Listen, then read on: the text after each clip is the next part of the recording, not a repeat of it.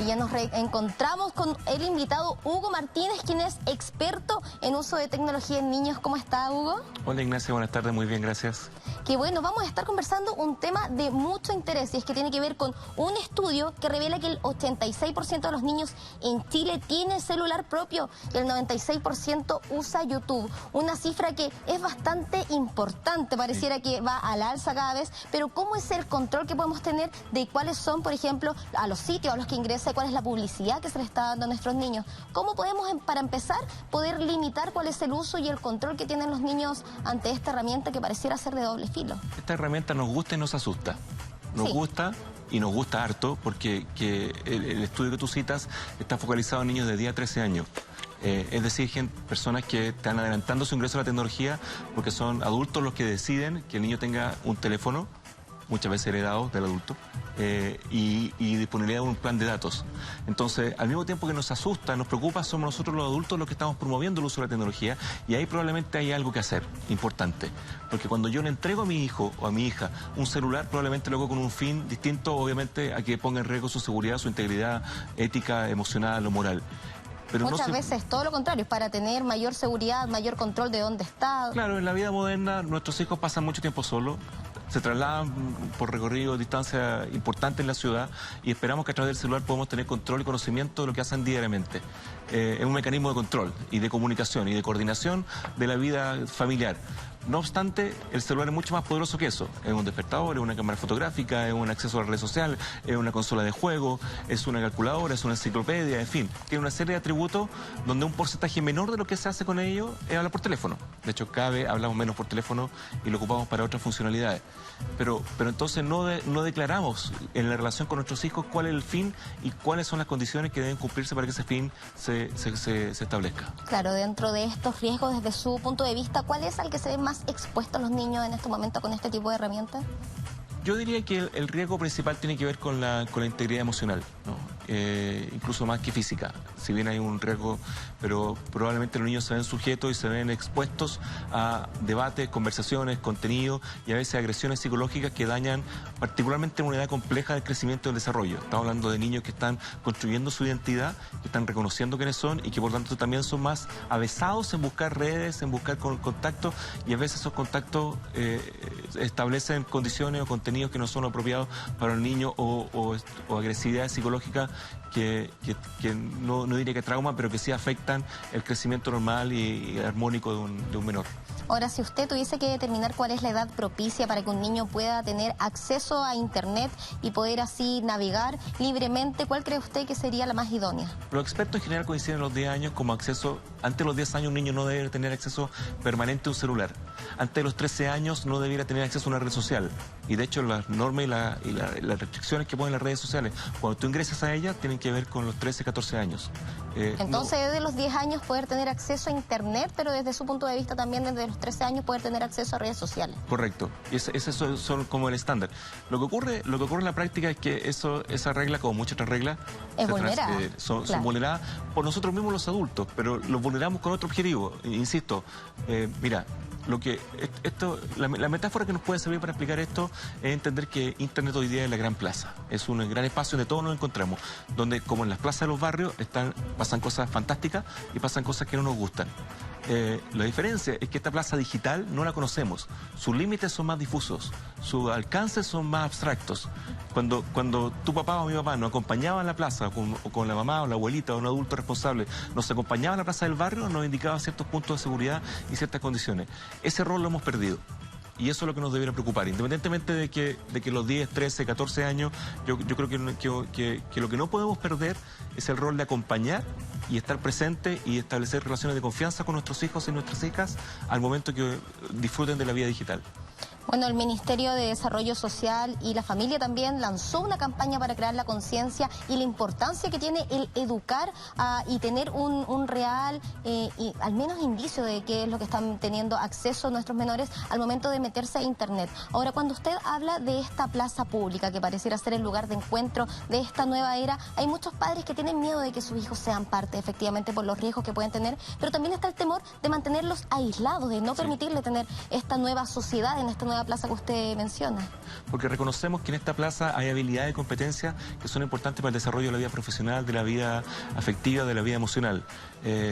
Somos todavía un país que vive en un aislamiento, donde el acceso a redes y donde cuando escuchamos que nuestros hijos tienen amigos de otras culturas, de otros idiomas, y nos damos cuenta que los gamers empiezan a aprender inglés, gracias a la experiencia empezamos a ver cosas positivas y empezamos a ver que tienen acceso a conocimiento limitado, que en YouTube un porcentaje importante de los niños acceden a YouTube, además de los videos chistosos y de las cadenas y de los youtubers, hay información muy valiosa para complementar el apoyo escolar.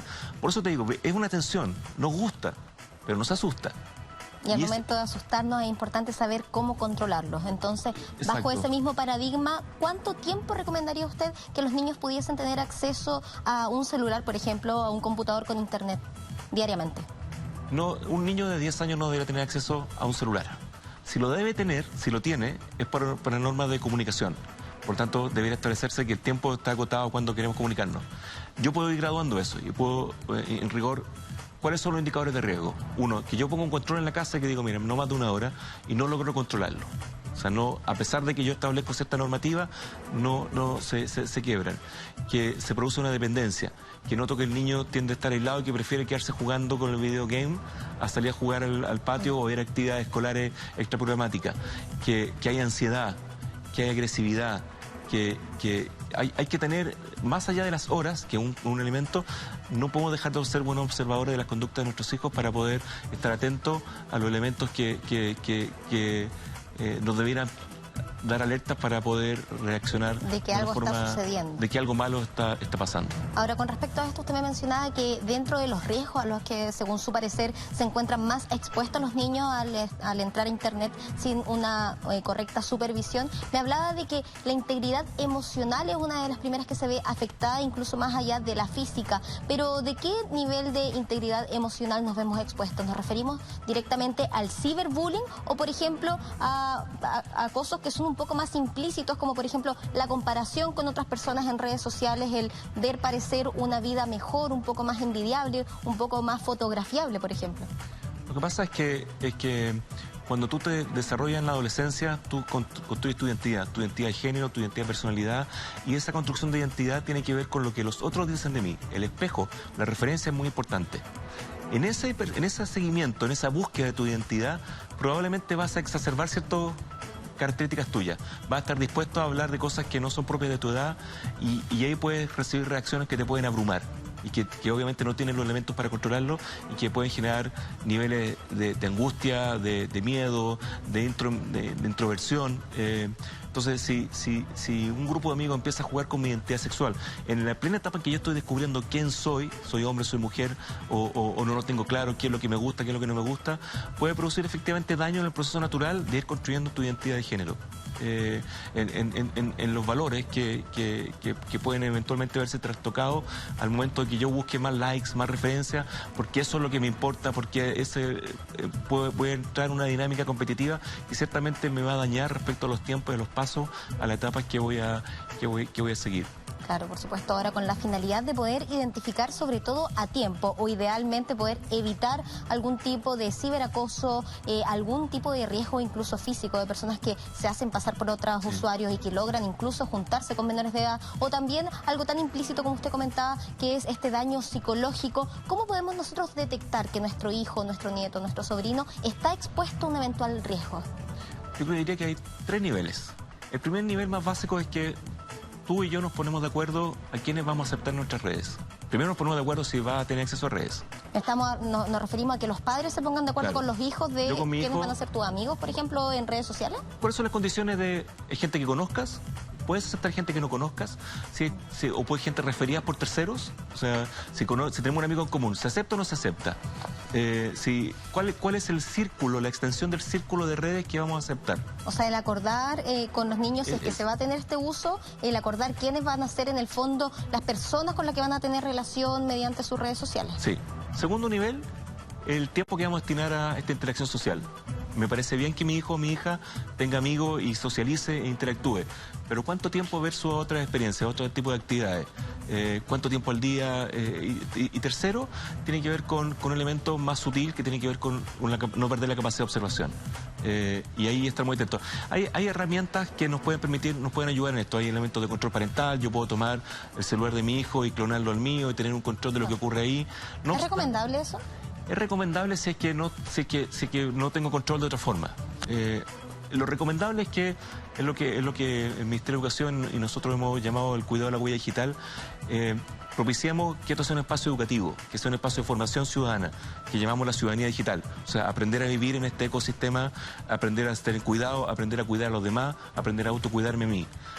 Ciertamente si yo pongo un control, un tercero, no estoy imponiendo, y hay un tercero que me está cuidando, que es el control parental, y no estoy desarrollando. Pero eventualmente, si es que te deja más tranquilo, y eso es un proceso de diálogo con tu hijo o con tu hija, mira, yo voy a observar lo que tú haces, también va a ser un incentivo al hackeo y a las habilidades digitales de los niños y niñas, pero va a permitir una conversación con más control de lo que vaya ocurriendo en esa experiencia. Claro, aunque pareciera que la confianza debe ser idealmente lo más propicio, ¿no? Sí, un dato importante del estudio que tú señalas es que un porcentaje cercano a la mitad de los niños señala confiar en sus padres al momento.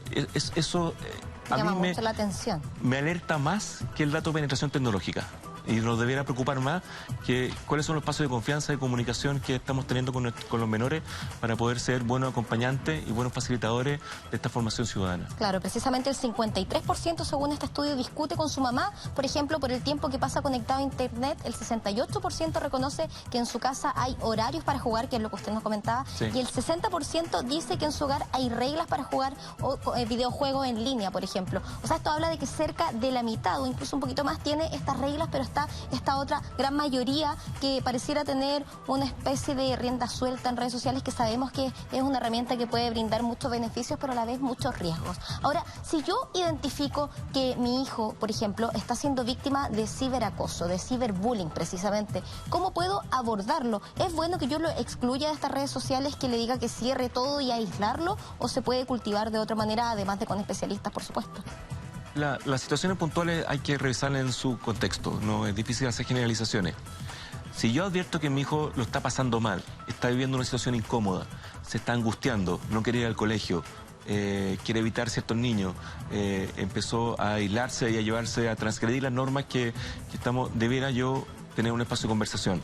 Si en ese espacio de conversación me doy cuenta que no tengo elementos para controlarlo, debería buscar ayuda profesional.